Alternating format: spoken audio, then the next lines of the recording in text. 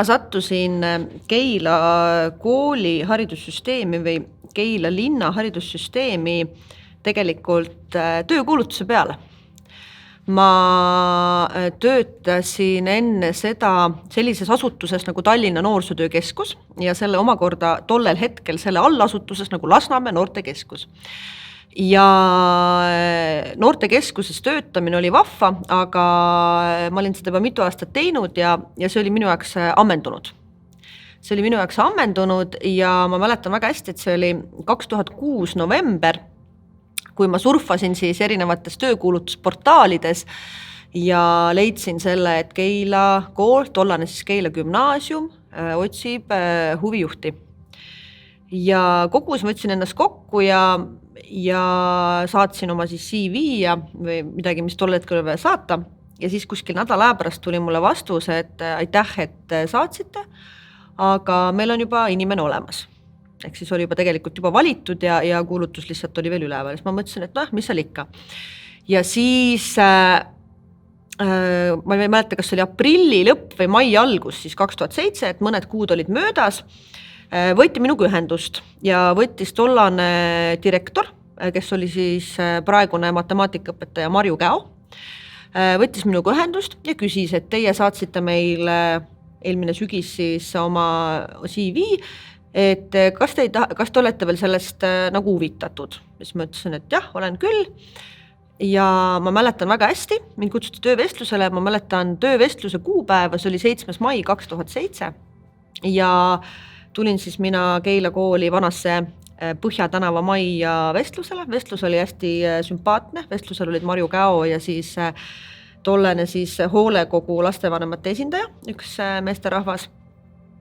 Ja vestlus läks väga hästi ja siis kõndisime veel kooli peal, Marju Käo tutvustas mulle kooli ja ütles, et põhimõtteliselt võin öelda, et oled vastu võetud ja siis, aga et tööle asumine on augusti lõpust, nii et mul oli hästi hea, et mul oli terve suvi teada, et mul on uus töökoht olemas ja ühesõnaga ma sattusin töökuulutuse peale niimoodi tagant järgi siis. Ja ma tulin niimoodi, et ma tulin Põhjatänava majja huvijuhiks klassidele 1.–9. klass. Keila algkool oli eraldi ja siis Keila gümnaasiumis seal oli 1–12 klass ja mina tulin siis 1–9, et paralleelselt Keila algkooliga olid ka gümnaasiumimajas olid algklassid niimoodi, et kaks paralleeli vist olid, et siis ma tulin sinna ja minu kabinet oli hästi vahva, see oli teisel korrusel õppealajuhatajate toa kõrval ja õpetajate toa vastas, ehk siis see oli selline administreeriv nurk nii-öelda.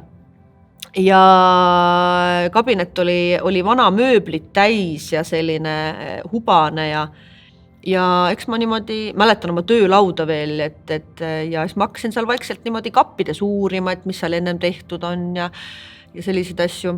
Koolimajast oli see mulje, et ta tegelikult oli ju selline tüüpprojekt, aga ma ei olnud kusjuures sellises tüüpprojektis väga käinud.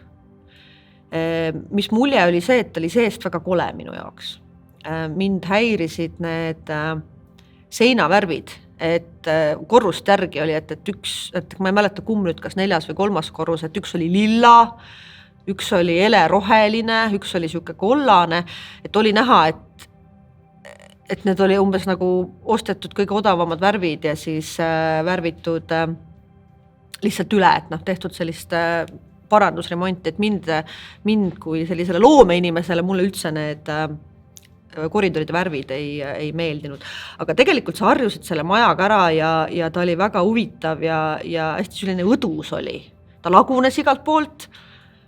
Lemmikumaid kohti oli see koridor, mis viis väiksest osast sinna suurde, see, kus olid tööõpetused, poiste tööõpetus, tüdrukute tööõpetus ja pink, kus siis poisid ootasid, et saaks klassi minna ja seal oli niimoodi, et seal oli näpuga puuritud seina sisse auk, et sa põhimõtteliselt nägid seal valgust ja tuul puhus läbi, et see oli ja trepid logisesid, et kui kõndisid, et siis ikkagist niimoodi, nad olid lihtsalt mingi rauast sellist brust, nagu selliste värkidega kinni ja sööklat mäletan, aulas oli see, et võrreldes sellega, millised töötingimused olid siis ja millised on praegu, et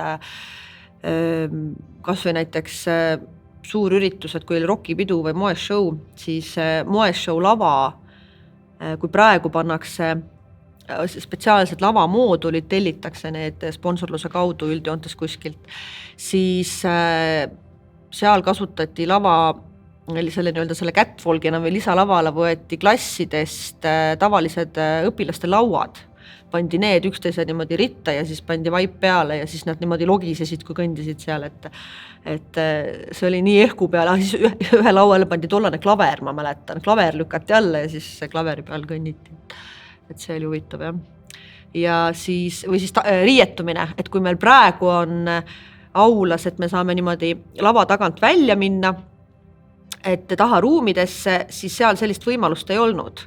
Lava tagasein oligi lõpp, seal oli 2 pisikest konkut, mis olid kola täis ja riietumine käis niimoodi, et iga show'ga pidi arvestama, et tõmmati suur selline kardin, tõmmati keset lava püsti, ehk siis tegelikult sa said poolt lava umbes kasutada, ehitati ette lisalava veel ja teisel pool siis kardina taga käis niimoodi riietumine ja sebimine, et kõik koos puntras, et see oli, mäletan, seal oli hästi kiire oli ju vaja riided vahetada, et seal oli täitsa ükskõik, et seal, ma ei tea, poisid tahtsid tüdrukult rinnahoidjaid vahetada ja kõike, et siuke paras pead-jalad, kõik asjad koos sai niimoodi riideid vahetatud ja vanas koolimajas, Põhjatänava majas oli, mulle meeldis tohutult raamatukogu. Raamatukogu oli hästi hubane ja õdus ja see lugemissaal nii-öelda, ta oli võrreldes praegusega kordades väiksem, aga selline hästi auraga läksid sinna, siis oli kohe nagu täiesti teises maailmas olid, et selline väga, väga sümpaatne ja sooja nii-öelda vaibiga ruum oli. Büroo oli hästi huvitav. Büroo oli ju niimoodi, et kuna see maja on ju, avatamist oli 75 vist, et büroos oli veel põrandal ja seinte peal oli sellise riie nagu Mistra, mida väga palju kasutati nõukogude aegsetes büroodes. Tänapäeval see on igatepidi välistatud, sest Mistra on metsikult tuleohtlik, mürgine, ehk siis kui seal, ja siis oli ju niimoodi, et seinad olid Mistra, põrand oli Mistra, ja samas oli laua peal põlev küünal, et kui see küünala leek oleks näiteks sinna seina peale läinud, see oleks läinud nagu kulutuli mürgised, et üldse ei mõeldud selliste asjade peale tollel hetkel, et moeshowde ja rokipeode korraldamisse ma sattusin niimoodi, et ma tulin ju tööle 1-9 huvijuhina ja gümnaasiumi huvijuhi nii-öelda siis kohustusi täitis tollel ajal õpetaja Liisepp. Ja esimene aasta, kui ma olin siis paar kuud töötanud, õpilased kutsusid mind, ma hakkasin kohe suhtlema tegelikult gümnaasiumi noortega ka, kuna ma hakkasin tegema kooliteatrit ja kooliteater oli gümnaasiumi õpilaste oma ja siis ma puutusin väga palju kokku tegelikult ka juba gümnaasiumi õpilastega. Ja 12-nikud kutsusid mind, et vist oli nii, kui ma õigesti mäletan, et nemad tahavad rokipeo jaoks, et selline asi on olemas, rääksid üldse mul selline asi on, tahavad, et õpetajate mingit esinemisnumbrit. Ja siis ma panin mingi väikese õpetajate pundi kokku ja me tegime proovi ja siis ma käisin mõned korrad neil õhtul neid proove vaatamas, et mida see üritus endast üldse kujutab ja mulle tohutult meeldis see idee. Ja siis kuidagi kujunes välja niimoodi, et ma tegelikult ametlikult gümnaasiumi asjadega ei tegelenud, aga ma niimoodi mitteametlikult hakkasin nagu neil proovides käima ja suunama ja aitama, sest kuna ma ise olen selline lavastaja hing, nii teatrilavastaja hing kui show lavastaja hing või režissöör, et minus on selline, see kiiks on minus, et siis mul tekkis, et ma hakkasin neid nagu nii-öelda siis suunama ja nõu andma, ütleme niimoodi. Et mul ei olnud probleem seal õhtuti proovides istuda ja siis ma sõitsin ju veel Tallinna vahet, et see oli ikka jõhker, et väga, väga pikalt oli. Ühesõnaga ma hakkasin lihtsalt, mulle meeldis see mõte ja siis ma hakkasin niimoodi mitteametlikult neid aitama. Ja siis, kui me siia majja üle tulime, ehk Põhjatänava või Põhjamajja, ehitajate tee majja, siis ka veel, siis ma juba hakkasin tegema ja siis umbes aasta jooksul kujunes siis niimoodi, et mulle siis ametlikult pandi see gümnaasiumi osa pandi siis minule, et vanas majas ma tegelikult ei olnud gümnaasiumiga, ei töötanud jah, et ametlikult ei töötanud. Kooliteatrit tegin. Kooliteater oli tegutsenud juba eelnevalt. Kui mul oli töövestlus, siis kuna mu CV-s oli sees, et mul kõrval eriala esimeses ülikoolis oli näitejuhtimine ja ma ise noorena olin kooliteatri liige ja väga palju selle teemaga kokku puutunud ka ülikooli ajal, et siis mulle kohe töövestlusel ka räägiti, et sa küll tuled põhikooli huvijuhiks, aga kas sa tahaksid või kas sa saaksid pigem, et või paluti, et kas sa saaksid gümnaasiumi kooliteatri enda peale võtta, et kooliteater oli ennem olnud, aga neil iga aasta juhendaja vahetus. Et kas ma et praegu noored on ilma juhendajata, aga nad väga-väga tahavad, et kas sa saaksid selle enda peale võtta. Ja siis ma ütlesin, loomulikult võtan, mulle väga meeldis ja mul esimene trupp oli meeletult vahva. See oli niimoodi, enamus olid 12-ndikud ja see oli selline vahva trupp, et tegelikult olid 12. Tüdrukud, kes olid rohkem selline humanitaarkallaku, kuigi siis veel ametlikult humanitaarklassi polnud. Ja võtsid endale juurde reaalsuuna poisid. Et tekkis selline vahva trupp, kus olid humanitaarkallakuga tüdrukud ja reaalsuuna poisid, 12C poisid. Ja me tegime ühe etenduse. Vatteatri kunagise lavastuse või näidendi, et mina pean torti näkku lüüa saama. Ja see oli minu esimesel tööaastal, me selle etendusega, selle näidendi või lavastusega sõitsime, ühesõnaga me saime Saaremaa miniteatrite päevadel saime laureaaditiitli, siis me saime mitu näitlejapreemiat ja see oli, kui ma ise olin kooliteatri noor, siis ma käisin ka mööda festivale ja ma mõtlesin sellest, et mis tunne oleks käia juhendaja nendel festivalidel ja Keila kool kohe pakkus mulle selle võimaluse, mis oli väga äge ja ma kohe oma esimesel tööaastal läks nii hästi, et me saime laureaaditiitli ja palju neid näitleja eritiitleid ja see tunne oli, ma mäletan, kui ma istusin seal Saaremaal saalis, see tunne oli meeletult hea. Mul oli hästi hea meel. Ma ei ütleks, et ma oleks uhke enda üle olnud, aga see oli väga tore ja see, et sai nagu noortele seda võimaldada. Mis on eriti vahva, et sellest esimesest kooliteatri pundist tekkis üks seltskond, kes käib koos siiamaani ja kes ongi nagu nii-öelda süke oma lennu põhiseltskond. Et seal tekkisid mitu paari, paljudel on lapsed juba, et väga, väga vahva. Ja ma tegin seda kooliteatrit 10 aastat, siis enam ei jaksanud. Sest kooliteatri tegemine nõuab põhitöö kõrvalt, see nõuab, kui seda hästi teha, see nõuab meeletult pühendumist ja aega, aga mida ma jätsin selle kooliteatri ära, sest ma tundsin, et ma ei taha teha nagu niimoodi muuseas, et kui ma tahan midagi teha, ma tahan hästi teha, aga mul ei olnud aega, et seda hästi teha ja sellepärast ma see pooleli jäi, aga 10 aastat tegin. Jah. Kui ma ise olin gümnaasiumiõpilane, mul oli hästi vahva õpilasesindus, aga mind meeletult häirisid teatud asjad ja mulle tundus, et see süsteem, mis mul oli, üldse ei toimi, aga mind ei võetud ka kuulda.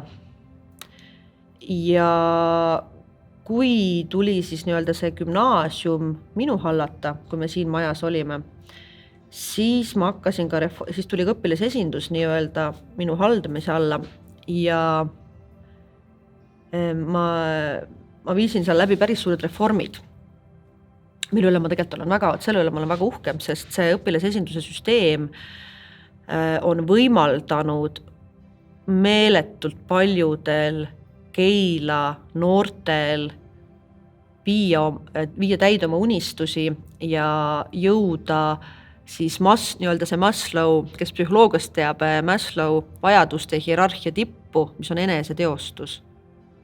Et see süsteem, et sinu ideid kuulatakse, sinu ideid austatakse, sinu ideid väärtustatakse, sulle pakutakse võimalusi meeletult ennast arendada.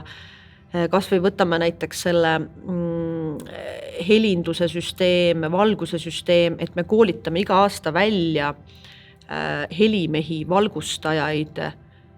Ma ütleks, et Keila kooli õpilasesindus on täiesti professionaalne ürituskorraldusmeeskond.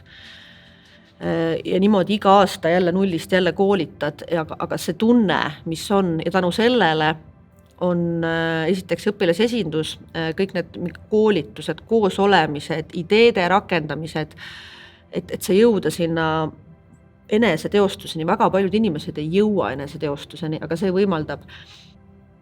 Mina olen uhke või mul on hea meel, et kõikide nende võimaluste juures, mis ma olen pakkunud noortele, ongi see eneseteostuse tunne. Minul on kõige tähtsam asi on minu õpilased ja minu vilistlased.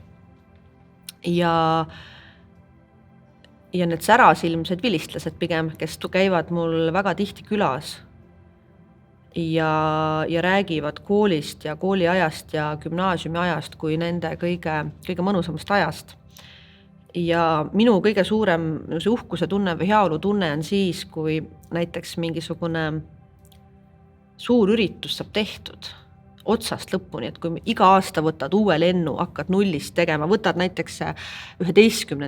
jaanuaris võtad nad kätte ja siis 2 aastat nullist inimesed, kes ei tea ürituskorraldustest mitte midagi, teed nendega läbi moeshow, tutipeo, lõpuaktuse, osaliselt ka õpetajate päeva, rebased, rokipeo, lennupulma, lennuraamatu, omakorda lõpukell, nende oma ja siis veel lõpetamine 10 asja ühe lennuga iga aasta nullist, paralleelselt on ju mitu lendu korraga töös ja see, mis nad nagu läbi teevad, et see omakooli tunnetus ja see, et sa päriselt oled võimeline üritust korraldama ja kõik need oskused, need üldpädevused, mis nad selle saavad, et oskused terveks eluks, et see tunne, kui mingi suur üritus saab läbi ja kui ma olen näiteks selles režiipuldis, ma tohutult naudin, minu üks lemmikosa tööst on, kui on kas mingi aktus või kontsert või mingi suurem üritus, et ükskõik mis asi on, üks lemmikosa on see, kui ma saan olla lavastaja ehk režissöör, mul on ühel käel helimees, teisel valgustaja veel ja oodata seda, et nii, lase siit nüüd valgust natukene, sealt seda, et tunnetada seda õiget hetke, nüüd pane mängima ja nüüd pane valgus ja nüüd on see, et pakkuda seda emotsiooni, see on minu kõige suurem nauding, üks suuremaid naudinguid oma töös, ehk see lavastamine ja uhke hetk heas mõttes on see, et kui mingi suur üritus saab läbi, kui näiteks mingisugune moeshow saab läbi, suured tuled põlema ja see õnn, mis on nende korraldajate meeskonna ehk nende õpilaste sees, ma tean, millist meeletult eneseteostuse tunnet need noored tunnevad ja siis, kui ma olen seal aula näiteks taga seinas, mul on ühel pool helimees, teisel valgustaja ja hea töö ja mul on jälle tehtud, mul on hästi. Et see on minu kõige suurem, et need hetked, kus ma tunnen, et minu tegevus võimaldab noortel jõuda eneseteostuseni ja jõuabki, see on minu jaoks kõige tähtsam. Minu meelest on Keila kool mängib Keila kogukonnas minu arvates väga suurt rolli. Sest kui me võtame, et ametlikult meil oli 2. septembri seisu, vist oli 2. septembri seisuga 1660 õpilast. Ja osad on muidugi mitte statsionaaris, aga ikkagist, kui me ütleme, et võtame 1500, paneme iga ühele juurde veel lapsevanemad, on juba pool Keila linna, siis kõik võimalikud allasutused, et igast algperest, ma arvan, Keilas, käib läbi Keila kool. Keila praegune see Põhjamaja on nii, siin on ju raamatukogu, siin on muusikakool, siin on spordisaalid, et samas kui me võtame seda, et Keila linn oma olemuselt on kogukonna linn, paljud arvavad, et ta on Tallinna eeslinn, ei ole. Keila on täiesti oma kogukonnaga linn, eriti vahva on seda vaadata vilistlaste kokkutulekul, kui kokkutulekule tulevad nii vanaema, ema ja laps, kes praegu võib-olla on 12. või värskelt lõpetanud, siis on tema ema ja tema vanaema, on kõik siin koolis käinud, mõni võib-olla töötab siin koolis, mõni töötab linnas mingis muus asutuses, siis tulevad kõik võimalikud muud sugulased, kes on õppinud Keila koolis, tulevad siia, igas peres on nii palju sugulasi külas. Ja just see, et paljud õpetajad, kes on õpetanud mitmeid põlvkondi, see äratundmisrõõm, kool üldse peaks olema tegelikult selline turvaline kodukoha tunnetus, et kui sa tuled, kui sa pole võib-olla mitu aastat oma kodulinnas või kodukohast käinud, aga kool on see, mis ei muutu sinu jaoks. Kool peaks olema see turvatunne, see kogukonna tunnetus, sest kui kooli enam ei ole, siis ei ole kogukonda minu meelest, siis on lihtsalt magala. Et kool on minu jaoks väga, väga suure tähtsusega, eriti Keilas, kuna Keilas on ainukene üks üldhariduskool, mis on sellist klassikalist õpet pakub ja läbi ajaloo on ju koolid olnud need kohad, kust algab hariduselu, kultuurielu, võtame kas või näiteks mingisuguse rokipeo või moeshow, et seda tulevad ju vaatama vanemad, perekonnad, inimesed, kes on ise kunagi teinud, võib-olla 20 aastat tagasi ütlevad, et näed, meile ajal oli selline, nüüd on selline, nii vahva, nüüd on minu laps jõudnud sinna maani, et ta on rokipeol.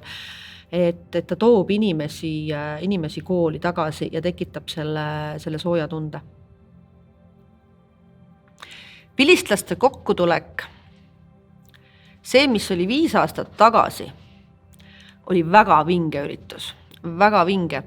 Selle korraldamine oli meeletu töö, aga see tasus ennast ära, sest vahepeal olin, et nagu see on ikka päris suur katsumus, aga ma tegin seda, ma mõtlesin oma vilistlaste peale, või just nende peale, kes on minu all lõpetanud, et tollaselt vist, ma ei tea, kas 7 lendu äkki või midagi sellist, ja kui ma seda korraldasin, ma mõtlesin nende peale, ma tahan, et nendel oleks äge, ja minul on ju kogu aeg on see mõte on see, et ma tahan, et noored inimesed jõuaksid eneseteostuseni, see on nii oluline ja et see hea tunne, millega nad siit Keila koolist lahkusid, kui nad lõpetasid gümnaasiumi, et vilistlaste kokkutulekul nad saaksid, kui nad koolimajja tulevad, nad saaksid uuesti selle hea tunde, et Keila kool on ikka äge koht ja siin on ikka vinge koht, siin on mõnusad õpetajad, mõnusad inimesed,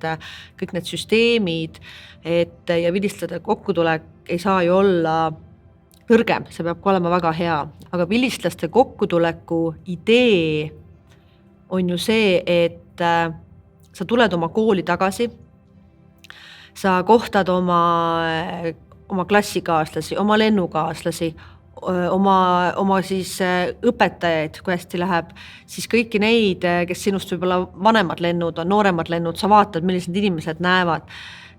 Kõigiga koos mõnusalt aega veeta seda koolimaja ruumides, siis ülioluline on see, et sa tegelikult tuled koolimajja tagasi just, sest muidu on niisama pidu, aga just see, et sa tuled koolimajja, sa nendes samades kooliruumides, kus sa õppisid, sööklas, kus sa sõid, et nüüd olles lõpetanud, tunned ennast hästi, sul tulevad mingisugused nostalgia hetked, sa vaatad, mis teistest inimestest on saanud, sa veedad koos mõnusalt aega ja teed selliseid asju siin kooliruumides, mida sa muidu võib-olla kooli ajal ei teinud, et kasutad seda võimalust ja viib sind sellist nostalgia lainetele ja just seda oma kooli ja kogukonna tunnetusena, et kus on sinu juured. Mina arvan, et see on hästi oluline, et vilistlaste kokkutulek toob inimestes selle tunde, et kus on sinu juured ja koolimaja ja kool on väga palju seotud sellega, kus on sinu juured ja kus on sinu kodukant. mina käisin siin koolimajas esimest korda siis, kui ehitus oli pooleli. Kõigepealt ma käisin siis, kui oli see nurgakivi panemise üritus, hästi külm oli ja mäletan, et selle koha peal, kus praegu asub Harjumaa raamatukogu, siis olid lihtsalt betoonist postid püsti, lihtsalt seinad ja tegelikult oli ju niimoodi, et see oli õues tegelikult olid ja siis selle koha peal, kus on siis raamatukogu, jagati teed ja pirukaid.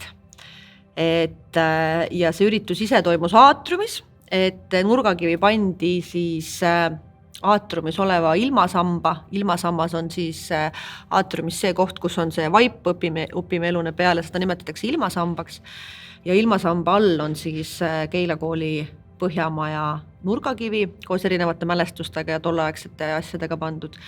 Ja see üritus oli esimene. Siis ei saa midagi väga aru, sest see oli nagu lihtsalt tühjad betoonseinad ja teist korda ma käisin paar kuud enne nii-öelda siis avamist. Käisime tollase õpilasesindusega, soovisime ekskursiooni õpilasesindusele, et mis neid ees ootab ja siis meile tehti siin ekskursioon.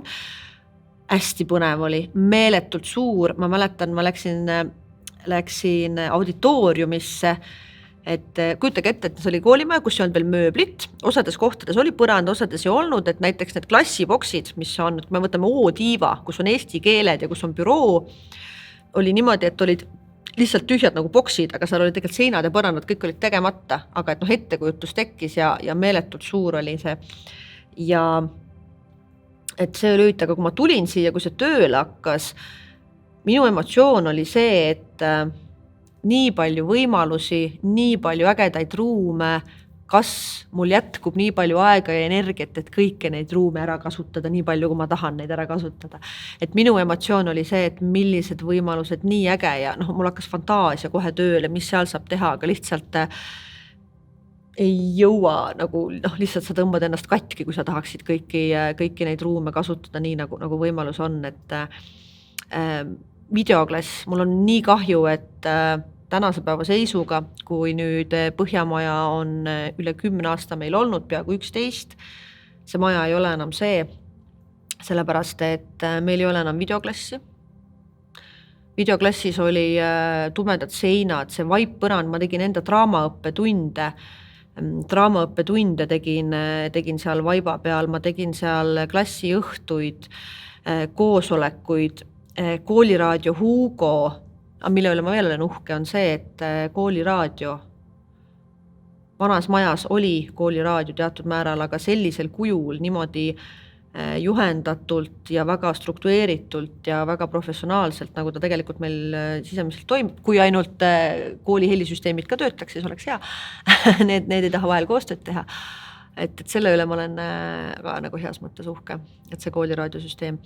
Aga et kooliraadio nimi Hugo mõeldi välja seal üleval klassis, selles üleval videoklassis on tehtud tollane Keila noorte volikogu tegi seal üritusi, seal olid igasuguseid, me õpilasesindusega tegime seal päris palju, osaluskohvikuid on seal tehtud, et selline ruum, selliste võimalustega, vaibaga klass, meeletult kahju, et seda enam ei ole. See on ikka nii palju võttis see sellest koolimajast ära. Ja mis on ka, on see, et tehnika, et kõik see tehnika, mis meil siin Keila koolis praegu on, et neid ei, natuke on neid vahetatud ja putitatud, aga tegelikult ju kõik vananeb. Kui sul on ikkagist mingid asjad on üle 10 aasta olnud kasutuses, siis nad ju lähevad vanaks ja selleks, et see maja toimiks niimoodi oma võimalustega, nagu ta oli ette nähtud toimima, siis tuleb ka sellesse pidevalt panustada ja samamoodi ka raha sisse panna. Ja peavad olema inimesed, kes sellega tegelevad, peavad olema inimesed, kellele on näiteks tööülesandeks määratudki, ma ei tea, koolitehnikaga eest vastutamine või tegelemine või mingisugused sellised asjad, et praegu on niimoodi, et kõik on õhus, mitte keegi pole mitte kellegi asi. Ja need inimesed, kes tööl on, need on nii ülekoormatud, et mitte kellelegi ei saa panna lisaülesandeid juurde, sest inimesed lähevad muidu katki. Nad töötavad oma tervise hinnaga siin majas tegelikult. et koormused on suured ja jah, ühesõnaga see maja ei ole see, mis ta oli 10 aastat tagasi, sellepärast, et siia on vaja panustada hästi palju. Ka kogu aeg, mitte ainult ühe korra, et ehitame valmis ja nii on. Aatrium, väga mõnus koht. Aatrium, kui palju üritusi on aatriumis korraldatud, see aatrium oligi mõeldud ju nii-öelda kooli südamena või koolimaja südamena ja seda ta on, sest tegelikult kõik suuremad asjad, meil on seal ju toimunud igasugused pisiüritused, siis igasugused rahvaste kogunemised, seal on toimunud kontsertid, aktused, rebaste ristimise tegemised, kui näiteks mingisugune tantsuklubi või spordiklubi või keegi teine tahab ennast tutvustada, siis Vahetunnis aatriumis väga ideaalne koht. Noortekeskus käib oma tegevusi tegemas, erinevad laadad, tantsuüritused. Minu üks lemmikumaid asju siin koolis on siis, kui on 12. lõpukell ja on ju traditsiooni oleme teinud siia majja niimoodi, et kui me saadame 12. lõpukellal, terve kool koguneb aatriumisse kõikidele korrustele, lastekoor laulab koolikella laulu ja siis 12. võtavad 1. klassi kätest kinni ja sammuvad rongkäiguga aulasse ja terve kool on aatriumis ja lehvitab neile ja ütleb neile head teed eksamitel ja üldse elus, et see on nii sümboolse tähendusega tegelikult kõik. Jälle aatrium, et aatrium on väga-väga oluline. Ma teeks videoklassi tagasi. Ma väga sooviks, et videoklass oleks selline, nagu ta oli ennem oma nende võimalustega, sest tõesti ta oli superruum igasuguste erinevad seinast seina sündmuste tegemiseks, näiteks kui meil olid väliskülalised või sama Hollandi projekt või mingisugused õpilasvahetused, et ta oli mõnus, täpselt paraja suurusega ruum, kus on vaip, kus on tehnilised võimalused, kus sa saad sokiväel põrandal koos ringis maas istuda, teha igasuguseid mitteformaalse hariduse meetodeid, igasuguseid mänge, meeskonnatööd, grupitööd, et ta oli nii ideaalne klassiruum, et kui me räägime näiteks kaasavast haridusest ja üldse tuleviku koolist ja tuleviku haridusest, siis järjest rohkem tuuakse sisse ju mitteformaalseid õpimeetodeid. Aga mida me teeme, kui meil ei ole sellist ruumi? Klassiruumis on väga, väga raske teha selliseid vahvaid asju, sa oled ikkagi klassis ja konservatiivselt, aga kui me haridussüsteem peab ajaga kaasas käima. Videoklass võimaldas seda väga hästi. Nüüd peab tegema neid asju konservatiivsemas klassiruumis. Mina tooks videoklassi tagasi. Kui mul oleks raha, siis ma võtaks tööle paar lisainimest, kes tegeleksid koolimaja füüsilise korrashoiuga, et kõik asjad toimiksid. Kui mul oleks aega ja raha, siis võtaks tööle inimese, kes tegeleks kooli muuseumiga, kes jäädvustaks kogu aeg kooli ajalugu. Kui mul oleks raha, ma vähendaks õpetajate koormust, sellepärast et teeks näiteks 10 kontakttunni peale, siis õpetajad saavad päriselt teha seda, mida nad kirjade järgi tegema peavad, täitma kõik võimalikke eesmärke ja asjad, sest et neid asju, siis ma teeks selle klassijuhatajad, õpetajad eraldi süsteemi, et aineõpetajad ei peaks enam klassijuhatajad olema, vaid inimene ongi tööl ainult klassijuhatajana ja tal ongi näiteks kõik 7. klassid. Tal on kõik 150 lasta ja anna tunde ja tema töö ongi tegeleda nende lastega, nende laste muredega, lahendada nii häid kui halbu tekkinud küsimusi, mis on aineõpetajate vahel, korraldada ekskursioone, viia läbi arenguvestlusi, ühesõnaga kogu see klassijuhataja töö, et jääks nagu niimoodi, sest kui sa tahad klassijuhataja tööd väga hästi teha, siis suure õpetaja koormuse kõrvalt see on meeletult suur töö. Klassijuhatamine on meeletult suur töö, kui sa seda hästi teed. kui sa täidaksid kõike seda, mida sinult oodatakse. Et mina arvan, et peaks olema eraldi inimene, kes nende lastega nagu päriselt niimoodi tegeleb. Mina arvan, et